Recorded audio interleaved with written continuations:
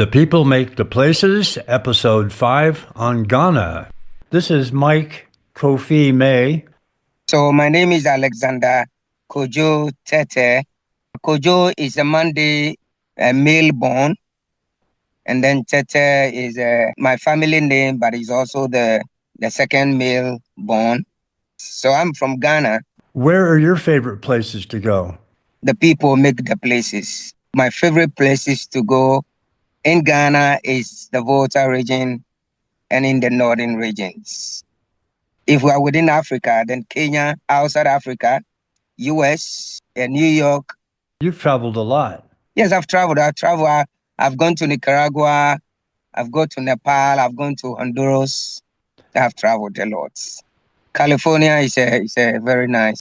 It has a very good weather, which is basically just like some of the countries in Africa. So actually, I've traveled, but I've not seen snow before. Tell me what you do in Ghana and what I believe you're involved in a number of blindness organizations. I am a senior social development officer. I work with a local government service, but I also volunteer for the number of disability organizations. I am the founder and president for the Ghana Disability Forum, which is a cross-disability organization. Is the founder and president of the Center for Employment of Persons with Disabilities. Thanks, Kojo.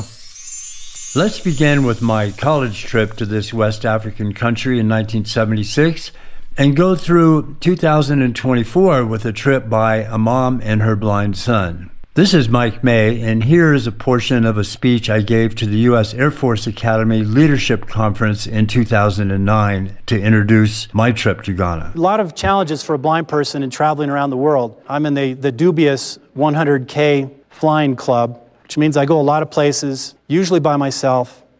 But the first time I ever traveled, I didn't have all the tips and tricks that I know now. I was going to go to the American University of Beirut in my last year in college at University of California, Davis.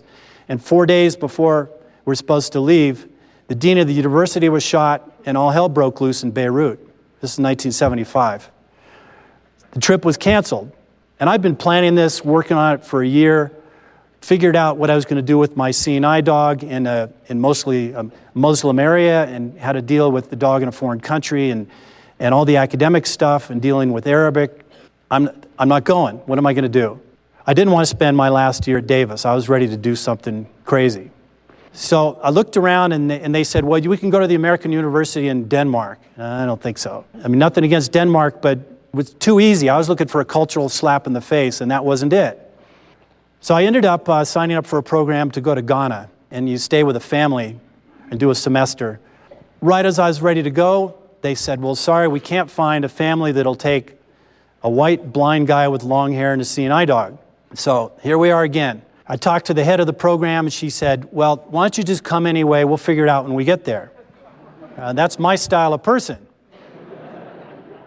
And so we got over to Accra, capital of Ghana, and I took classes at the university in a language called Twi. We worked on finding another place for me to live as we went through the university. It was an amazing challenge with a dog, and your only choice is getting run over by a car or bailing into the open sewers that are between the street and the building.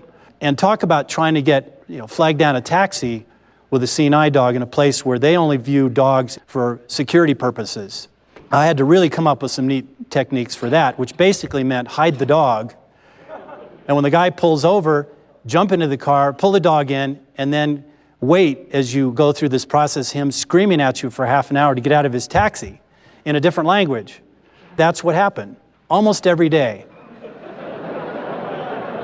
It takes a lot out of you when you gotta fight to just get back to the dorm and you're missing class and I can't even get a ride.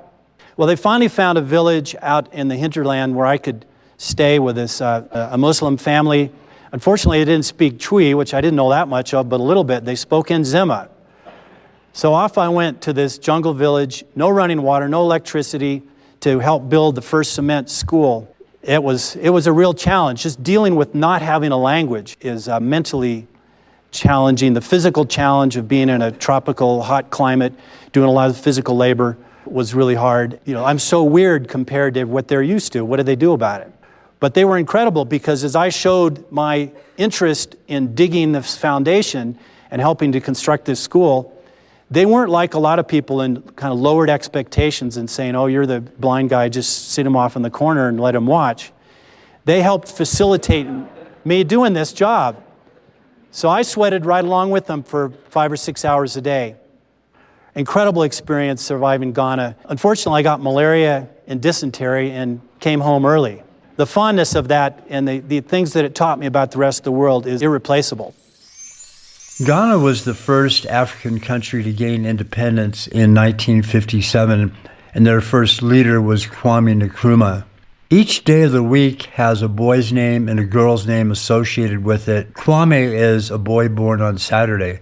I was Kofi, K-O-F-I, born on a Friday. So we'll begin in February 1976 with some cassette recordings that I had hours of until my tape recorder ran out. Okay, it's Monday, the 16th, and today things were looking up a little bit. Got up and had breakfast over at the Ford Foundation guest house on campus. Oh, incidentally, while I was over there, I met 2 people from Davis, Bill Drips and a girl that was traveling with him, and they were just on a 6-week excursion, and they're staying in Ghana for a couple of weeks anyway. And he'd already had malaria. He'd only been here for a week. America for Chichiao. Mincrofo Chichiao. Mufi America. Devi Minfi Chili. Mifi America. Well, Monday went quite well. The language classes got underway and we started a routine, and everything was flowing along pretty well. We got our rooms in town at kind of a hostel. You would not believe the living standards around here. Just gross showers. Got to wear shoes in there, and gross whole bathroom. Ugh. And the beds are wet. It's so humid. And there are ants in the beds. All kinds of really weird stuff. But we got through that, and I was kind of bummed out that we had to move into town because it's hard to get taxis and buses back and forth to the university. But I figured, well, at least we had place to stay, and it'd be the first night I had a good night of sleep since, I don't know, for about a week.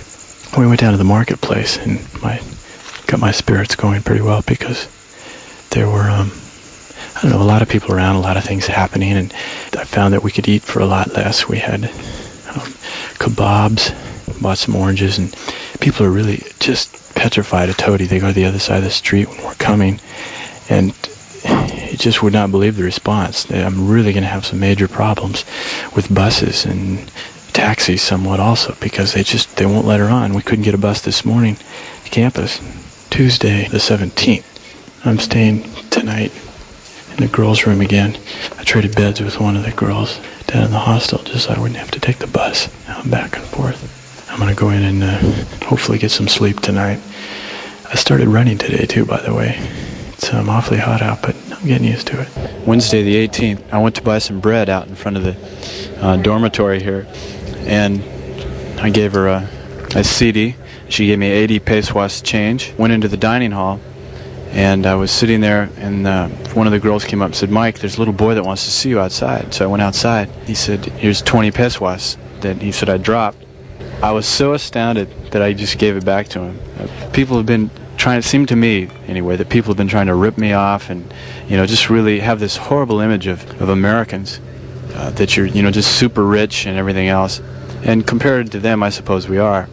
But it was just really neat to have something like that happen. It gave me a lot more faith and a little bit more vigor to get to know these people and try to get rid of their image of the rich American. America.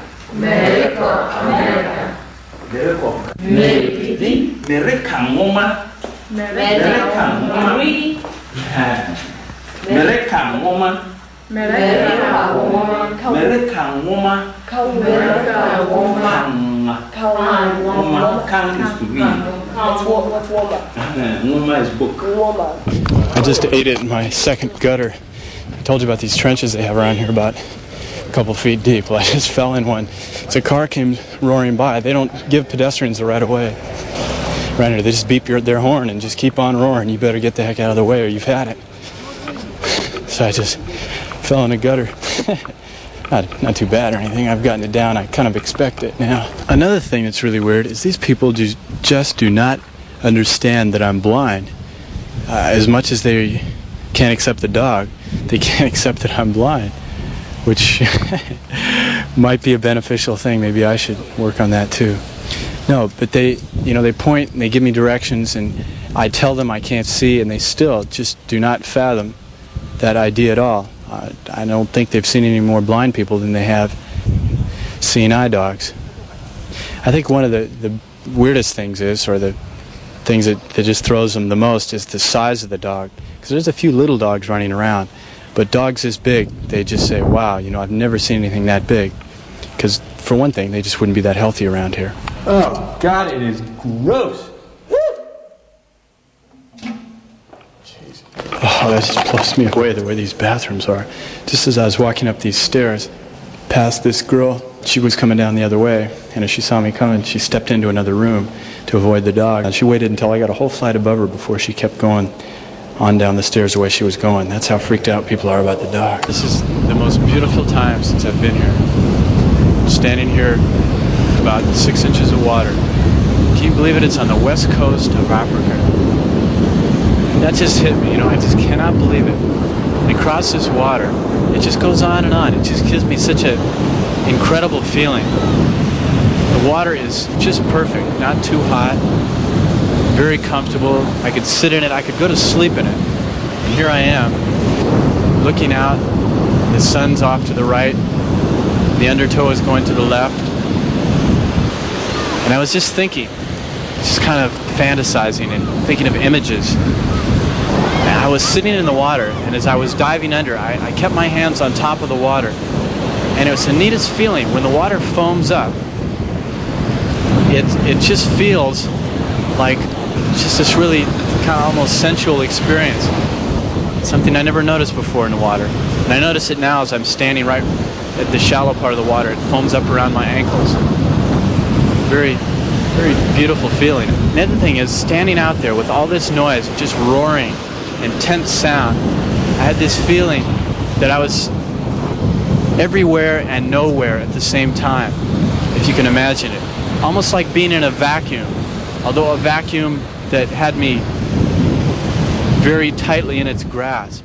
I'm back on campus now, and today was really the neatest day I've had so far. Wednesday, the 18th or whatever it is, it was just a neat time. After we were on the beach, we went into the market, and it was just bustling, just crazy as heck. With all the stalls, everything's open air, guys selling everything, and we practiced our tree a little bit.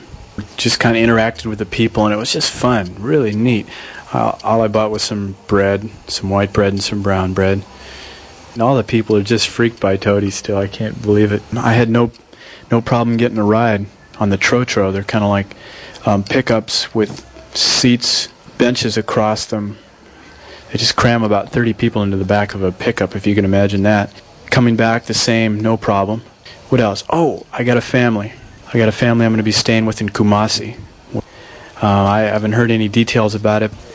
So, as you can see, I think we're going to make it.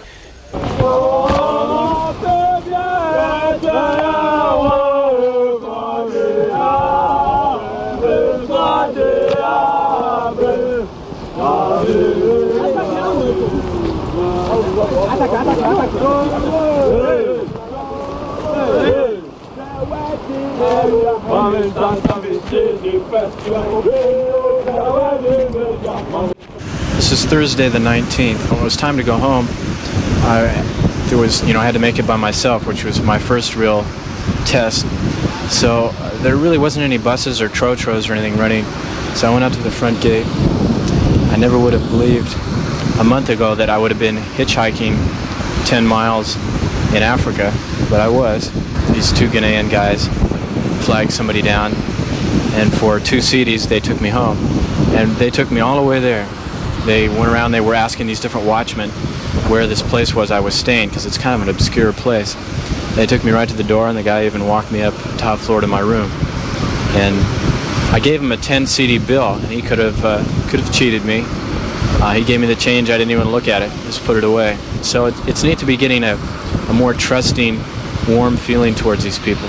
Amos Atamole, right? Central Police Station. Yeah. Go ahead. Block B, room 26. Block B? Room 26. Room 26. Yes. Thank you.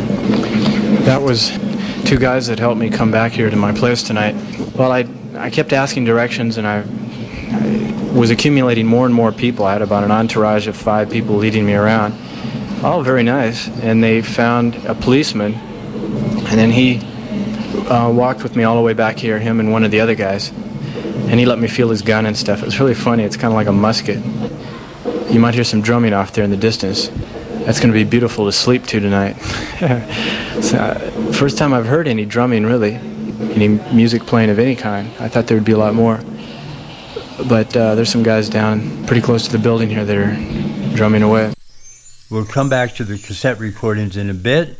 Let's now jump forward 48 years. And speaking of drummers, meet young Grayson Roberts, 10 years old, aspiring musician, and he was a Flight for Sight award winner this year, 2024, going to Ghana with his mom. I'm Terica Roberts. I'm Grayson Roberts, and I'm 10 years old.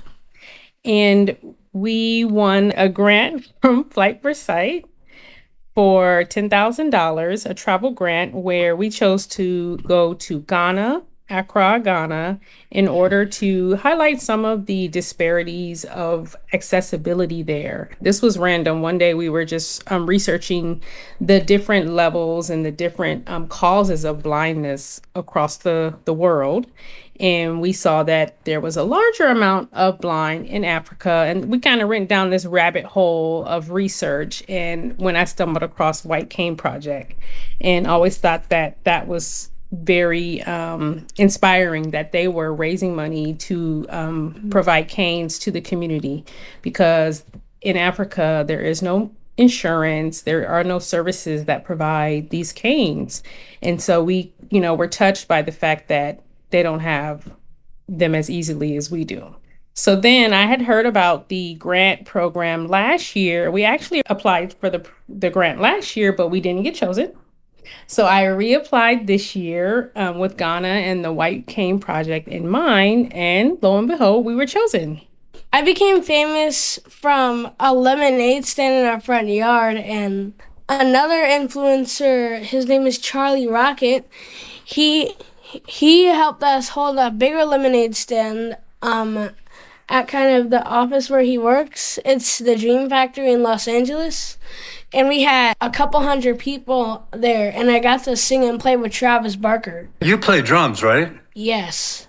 Nice. So I reached out to the White Cane Project, which is founded and run by Ghana Blind Union.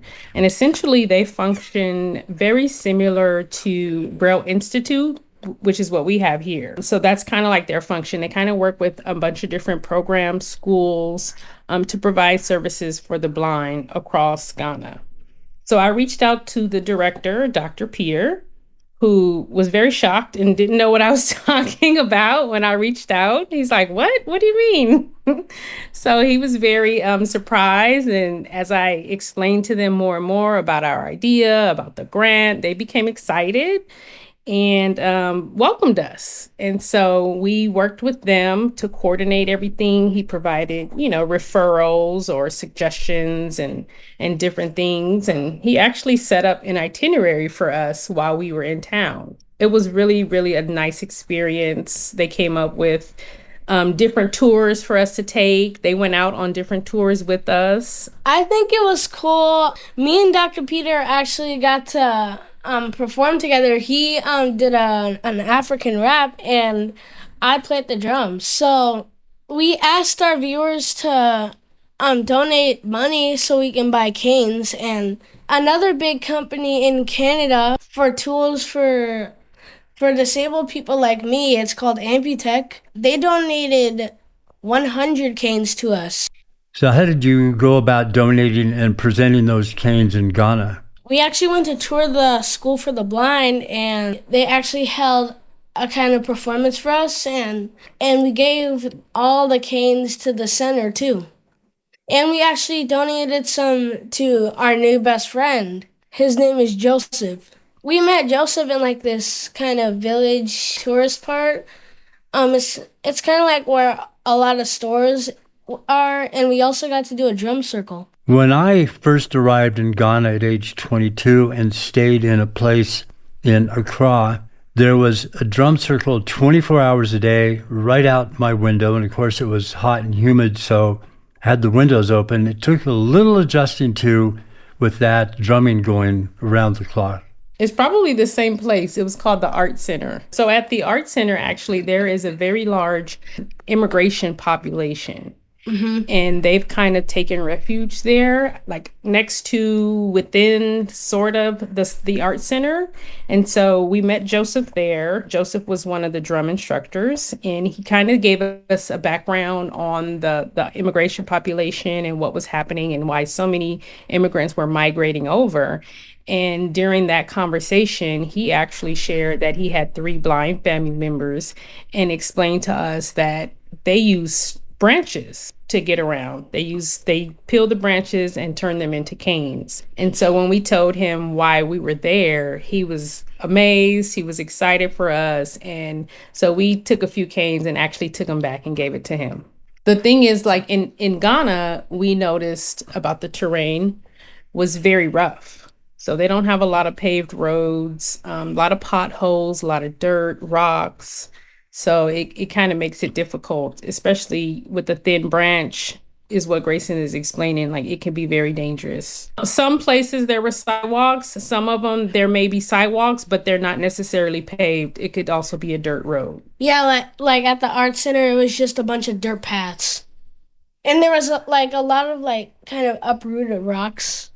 Yeah, it was barely any, only like the really, really, really busy streets had stoplights. Other than, there's like 4 stoplights from us to the airport.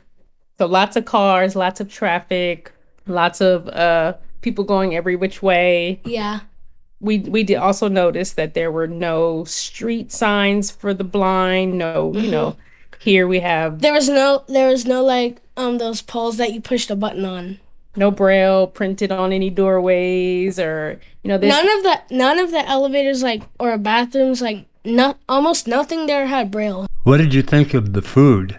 The food was pretty spicy. We also noticed that it's a lot more fresh than here in America. No preservatives. No. No box foods. Everything is homegrown. So lots of fresh foods. Yeah. They have white pineapples, so they're natural.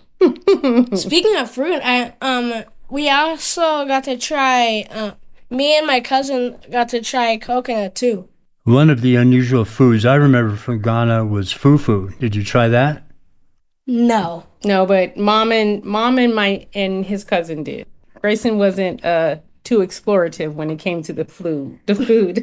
We were actually surprised to find that they had a lot of American options. Yeah. And even they had a lot of vegetarian and gluten-free options, because my niece is vegetarian and gluten-free. So we were quite surprised to find so many different options. You mentioned that they had an itinerary for you. Where else did you go?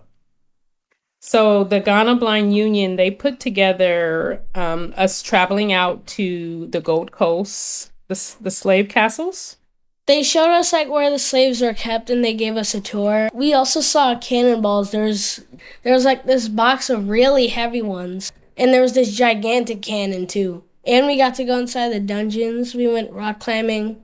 We also did a safari.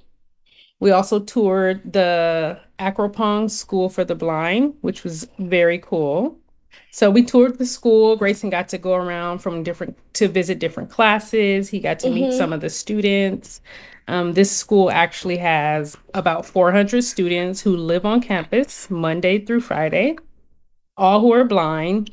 It was pretty amazing. We also went to the music class where Grayson had mentioned earlier that he performed with Dr. Peter, and then also some of the music students performed for us. Grayson, who were the people that stood out the most for you? Probably Dr. Peter. He was cool and funny.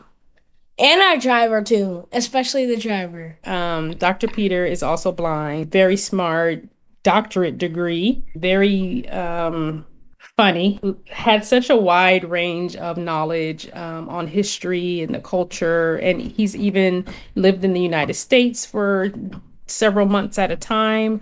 So he's very well-rounded, very welcoming. He provided a lot of information for us and really made us feel like we were a part of the family. I have a very deep connection to the country of Chile. My mother was born there. I have cousins and friends that are there. I've been 8 times. What was behind your thinking and potential connection?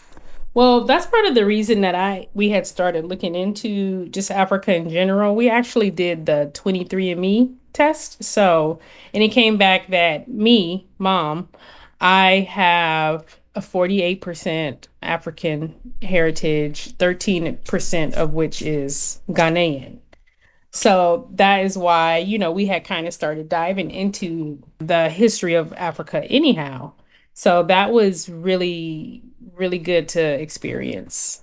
Definitely gave us a different perspective on it. Even hearing and touring the slave castles and hearing the Ghanaian people's perspective on it versus, what we're taught here in America, that was also interesting. There's a few differences. It's just interesting to see the different sides of it.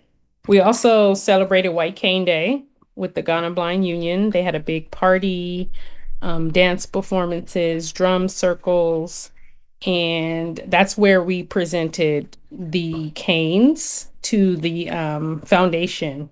So as you know, you can't just hand out a cane to anyone. It's a process, a fitting and a training process. So we weren't able to give them to individuals directly. However, we presented them as a whole to the entire foundation.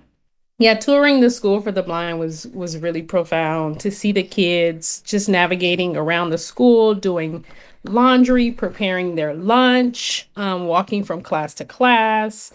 The school goes from preschool to high school, so 12th grade, what we would call here 12th grade. So we saw a range of different age students, and that was very interesting. They're taught independence, just like everyone else. So we just kind of watched them navigate around the campus, and it was just amazing.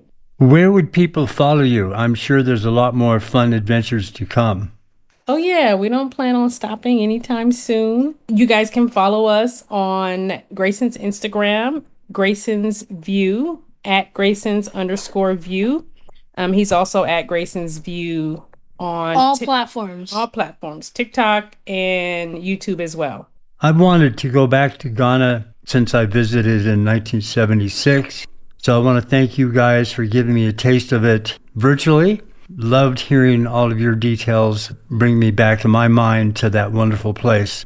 And thank you, Mike, for all of your help and connecting us with Ambutech and all the big players. So and also donating some canes. So we really appreciate all your help as well.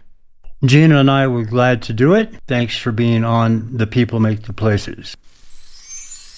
Now back to 1976 and more of my cassette recordings.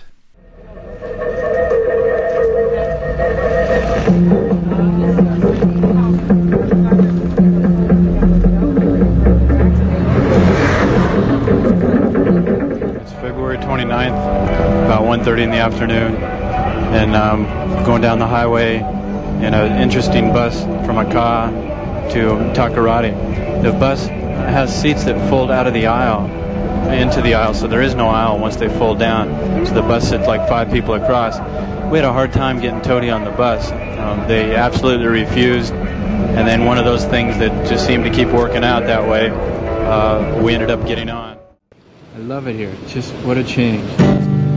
So I came out here to sit by the water and play my guitar, which I haven't had much of a chance to do very much of.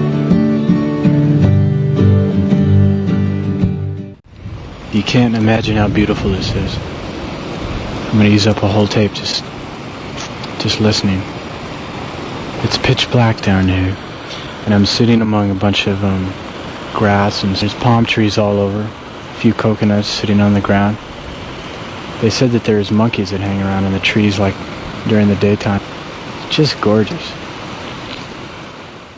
Want to touch the dog?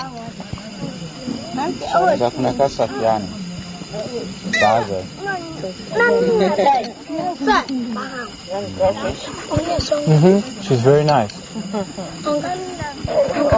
someone touch it would not biting. No, I won't bite anyone. That's a very good dog.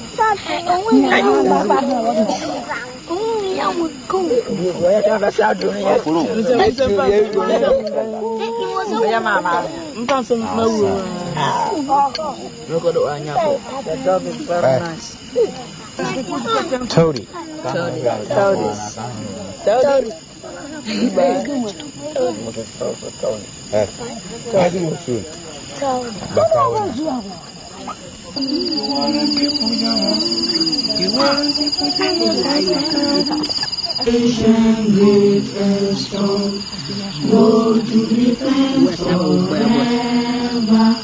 The cause of freedom and for fight.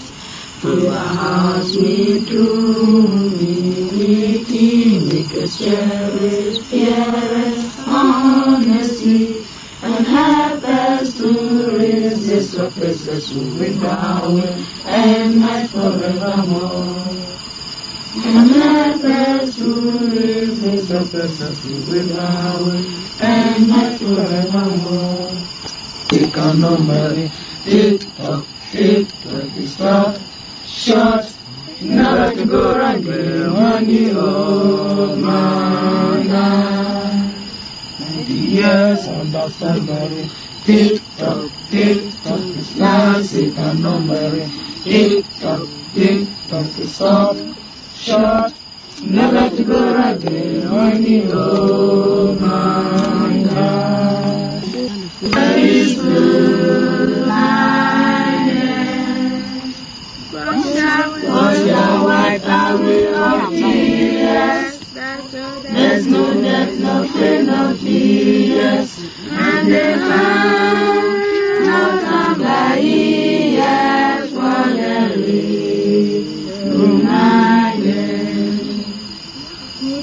Wash the white away of tears. There's no death, no pain, no tears, and the heart not come by ears for there is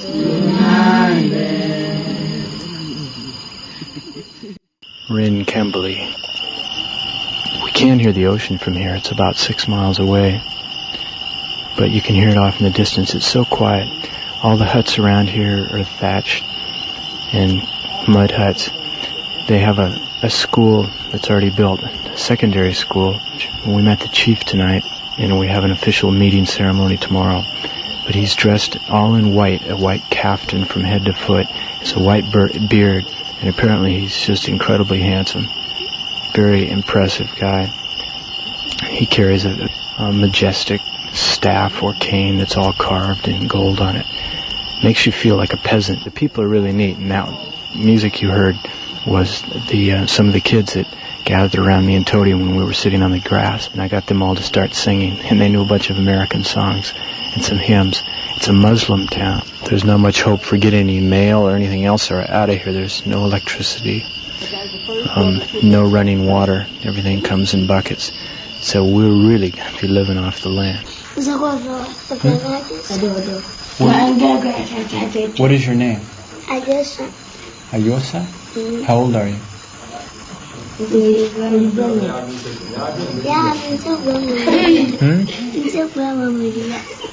7 years. 7? Yes. What's your name? My name is Isa. Isa? Yes. How old are you? 10 years. Hi. I don't want. Baby.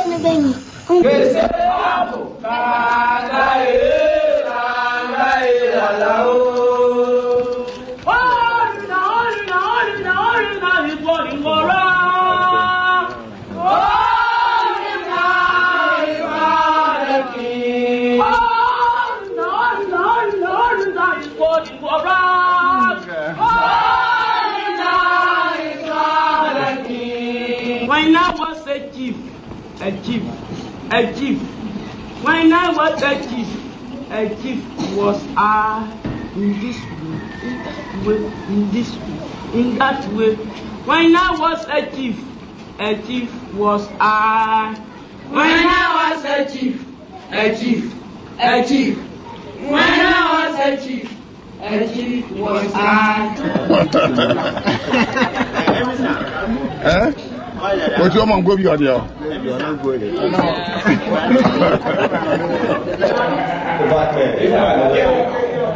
I don't know what the heck is going on here. This is March 6th, the Independence Day celebration. We're in this house in the middle of this village, and I don't know what's happening. People are just running around talking in different languages. I have a beer and a Coke between my knees, some bread on my lap, and my hands are full of ground nuts. And people are running around, pulling me this way and pushing me that way. Hope you, too, have enjoyed this time machine back to 1976. I thought I'd draw a few comparisons between that time and this year. There were 10 million people in Ghana in 1976, and there's 34 million people now. I mentioned the fact that Ghanaian people just couldn't accept that I was blind. It strikes me that that's often the case now. Some of it is that sighted people just haven't been around blind people, so they don't know how to act. I'm amused by sighted people holding a door open for me in an act of kindness, and it confuses things because I'm feeling around looking for the door and they don't say anything. It just doesn't occur to them to say something so that I know that they're holding the door open. One of the messages of this podcast is that the better you deal with complexity, the better you can travel. Certainly traveling as a blind person adds a level of complexity, which can make for more proficient travel. The flights were pretty much the same then and now. Mailing letters took weeks, and I barely got any the whole time I was there. Phone calls were very rare. When my mother heard I had malaria, she got in touch with Ambassador Shirley Temple Black to find out just how sick I was because she couldn't get in touch with me. Of course, there was no email or internet, so it was difficult to communicate with anybody back home. No Zoom online or any of that stuff. There were taxis and the trotros that I mentioned, but nothing like rideshare that we have today. I hope you've enjoyed hearing about Ghana from 1976 to 2024. A special shout out to my friend Kathy, who I was directing those cassette recordings to. I wonder about those kids in Kambali who would now be in their 50s and what would they be up to? I really enjoyed the reaction of those 2,000 cadets at my speech at the U.S. Air Force Academy. My thanks to Grayson and Tarika Roberts and everyone else involved in these stories. Thanks to my mother, OJ, who paid for that trip when she was a single mom with 5 kids and I was 22 years old. I'm still deciding about the next episode. It could be about Bali or perhaps about skiing and Chile in South America. Stay tuned. If you would, please remember to share and rate this podcast. I'm going to end this episode a little differently than the others with some comments about music and then with a song that I wrote. I am very much carried back to 1976 in that Ghanaian village when I hear the music and the singing of the kids that I was sitting around with in that jungle village. Music has always been a big part of my life, both playing guitar and singing, and especially connecting with other people around music. I wrote a song when I was on the beach outside of the village, and just picture being thousands of miles from any place that was familiar to me and all the insects and critters in the jungle that are carrying on in the background and the waves pounding and sitting on the beach and feeling hungry and a little homesick and all the rest of those emotions. So I wrote this song when I was in Ghana and then recorded it when I got home with my longtime friend, guitar player Felix Bandon.